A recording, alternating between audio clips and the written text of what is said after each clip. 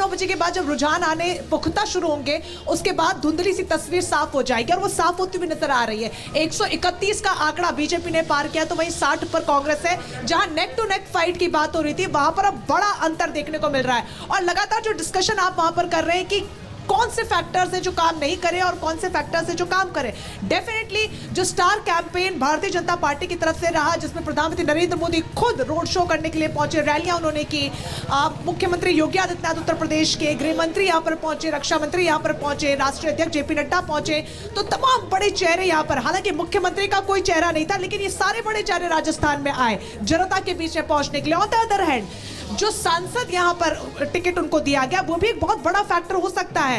तिजारा से बालकनाथ आगे चल रहे हैं, इसके अलावा दिया कुमारी को मैदान में उतारा गया, राजवर्धन सिंह राठौड़ को मैदान में उतारा गया, डॉक्टर किरोड़ी लाल मीणा को उतारा गया। तो ऐसे मंत्री जो बड़ी पकड़ जनता के बीच में रखते हैं, जो बड़े नाम है, उनको भी बिल्कुल रंजना, और अभी मनोज जी भी कह रहे थे कि बीजेपी से जो विधायक थे उनके टिकट को काटा गया। आशा मीणा है उसमें एक उदाहरण है। किरोड़ी लाल मीणा का आपने नाम लिया, तो सवाई माधोपुर से निर्दलीय उनके खिलाफ ही वो फाइट करने आ गई।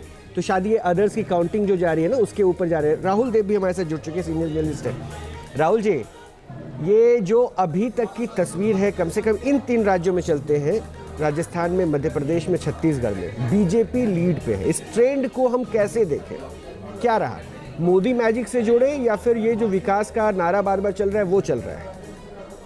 पहली बात तो साफ है कि नरेंद्र मोदी की सबसे पहली जीत या सबसे ज़्यादा श्रेय उनको देना पड़ेगा, और एक तरह से हम ये मान सकते हैं कि 2024 के लोकसभा चुनाव का रास्ता और उसकी तस्वीर काफ़ी साफ हो गई है। जहाँ तक उत्तर भारत का सवाल है, और चूंकि सबसे ज़्यादा सीटें वहाँ से आती हैं, इसलिए उस पूरे चुनाव के बारे में हम एक राय बना सकते हैं। तस्वीर सर, मैं माफी के साथ रोक रही हूँ आपको। शिवराज सिंह चौहान कुछ बोल रहे हैं, मैं फिर आपके पास आपकी बात पूरी करेंगे। जब वो 2 और 3 दिसंबर की दरमियानी रात याद आती है तो हम कांप उठते हैं। MIC गैस के कारण, गैस के रिसाव के कारण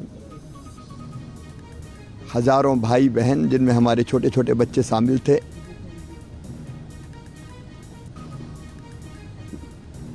उन्होंने अपनी जिंदगी खो दी, असमय काल के गाल में समा गए। भोपाल का वो दृश्य भूलता नहीं है जब सड़कों पर अपनी जान बचाने अपने बच्चों को लेकर भाई और बहन दौड़ रहे थे, और वो भयानक दृश्य ऐसा है कि कई मवेशी भैंसें ऐसी थी जिनके पेट फट गए थे। दौड़ते दौड़ते कई लोग गिरे और हमेशा के लिए दुनिया छोड़ के चले गए। मैं हम सब भाई बहनों के चरणों में श्रद्धा के सुमन अर्पित करता हूं, लेकिन इस संकल्प के साथ कि फिर कोई शहर भोपाल ना बने। ऐसी गैस ट्रेजेडी फिर ना दोहराई जाए, हमें सबको सोचना पड़ेगा। केवल मध्य प्रदेश और देश की बात नहीं करता, दुनिया को भी, कि भौतिक प्रगति की अंधी चाह में हम प्रकृति के साथ ऐसा खिलवाड़ ना करें कि प्रकृति हमको ही निगल ले। और इसलिए विकास और पर्यावरण में हमको संतुलन स्थापित करना पड़ेगा। ये धरती सबके लिए है, मनुष्यों के साथ साथ कीट पतंगे, जीव जंतु, पशु पक्षियों के लिए भी है। तो सबके लिए धरती सुरक्षित बने और आने वाली पीढ़ियों के रहने के लायक भी बनी रहे, ऐसे सारे प्रयास न केवल हमको मध्य प्रदेश में बल्कि देश में और दुनिया में सबको करने पड़ेंगे।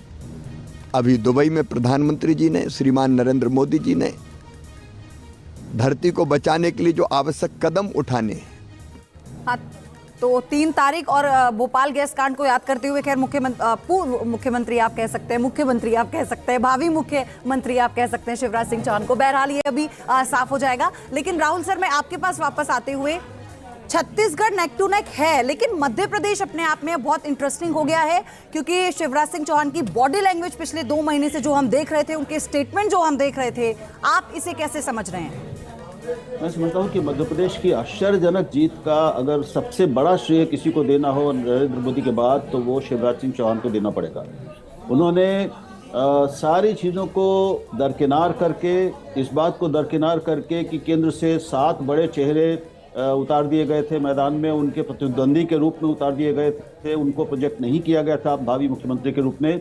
उन्होंने अपना सब कुछ, यानी अपना 100% चुनाव अभियान को दिया, जी जान से लड़ा, और उन्होंने ये एक बार फिर से साबित किया है कि उनकी मध्य प्रदेश की जनता से, विशेष तौर पर महिलाओं से जो उनका एक लगाव है, एक जुड़ाव है, बहुत गहरा है और निजी है, उसको वो अभी कहीं भी कम नहीं हुआ है, और वो उनकी सबसे बड़ी ताकत है। और आज भी अब इस समय मध्य प्रदेश में बीजेपी के सबसे कद्दावर नेता शिवराज सिंह चौहान हैं।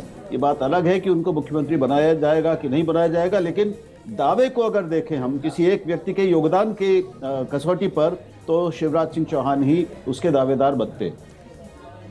मैं राहुल जी बस एक ऐड ऑन और करूंगा, उसके बाद सैयद आमिर के पास जाऊंगा। अगर एमपी में तो आपने क्रेडिट दे दिया कि पीएम के बाद कोई चेहरा है, तो भाई दूसरा चेहरा शिवराज सिंह चौहान है। छत्तीसगढ़ में क्या हो गया सर? बीजेपी का कोई चेहरा वहां सामने खड़ा नहीं था। ये कहा जा रहा था हाँ रमन सिंह है पर्दे के पीछे, नरेंद्र मोदी तो एक फेस है ही।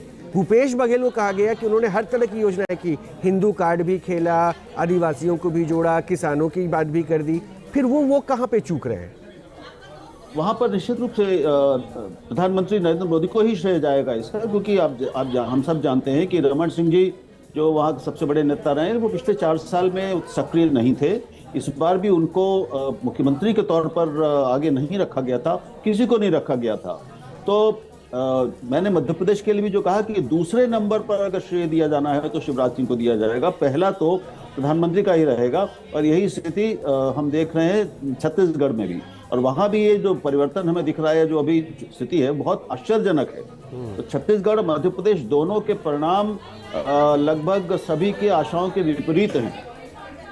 मध्य प्रदेश में नेक टू नेक था, लेकिन वही नेक टू नेक छत्तीसगढ़ में हो जाएगा जी, ये किसी को आशा नहीं। और इसको क्या ऐसे भी मानकर हम चल सकते हैं, इससे पहले जो भ्रष्टाचार के आरोप लगाए जा रहे थे भूपेश बघेल के खिलाफ, इससे बहुत मुखरता से महादेव ऐप को लेकर उसे बहुत मुखरता से बीजेपी क्या भुनाने में कामयाब हुई, क्योंकि प्रधानमंत्री ने अपनी रैलियों में इसका बहुत जिक्र किया था। सर मैं आपके पास आ रही हूँ, सैयद आमिर दिल्ली से कांग्रेस मुख्यालय के बाहर से हमारे साथ बने हुए हैं। शांति है, सन्नाटा है, आमिर क्या चल रहा है वहां पर?